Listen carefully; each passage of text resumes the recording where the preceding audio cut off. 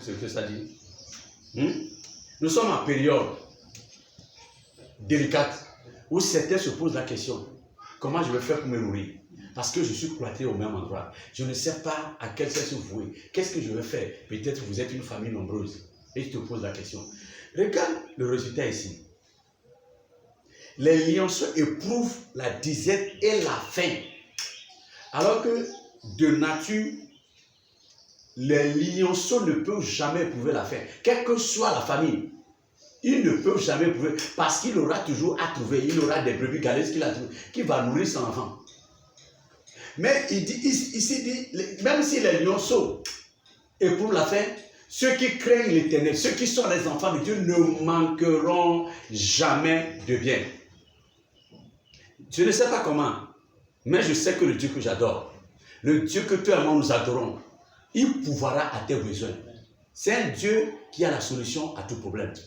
Et je ne sais pas comment il le fera, parce qu'il ferait le chemin, là il n'y en a pas. Mon frère, ne sois pas inquiet, n'aie pas peur, mais le Dieu, il viendra à ton secours. Il viendra à ton secours. Il dit, ceux qui craignent l'Éternel ne manquent d'aucun bien. Regarde l'aveu pendant la période de famine. Quand nous prenons l'exemple dans la Bible, Abraham, une famille était sortie sur toute la terre. Abraham était parti dans la terre étrangère. Nous avons vu, c'est de là même qu'il est devenu plus riche.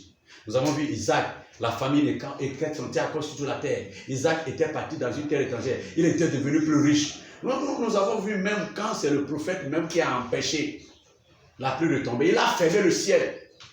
Comme peut-être aujourd'hui nous vivons certaines choses. Il a fermé le ciel pendant 3 heures et demie. Lui, c'est 3 heures et demie. Mais nous, on n'a pas encore fait 3 heures et demie. Et nous crions. 3 heures et demie, le prophète a fermé le ciel.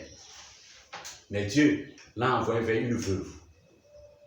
C'est pour cela que je vous avais dit quelque chose. Le Seigneur avait dit quoi? Dans Psaume 50, verset 14 en 15, il dit, faites des sacrifices d'action de grâce.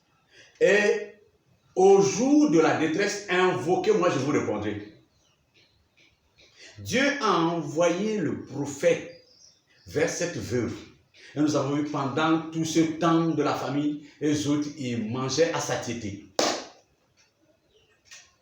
Le sacrifice. Et je prophétise sur ta vie.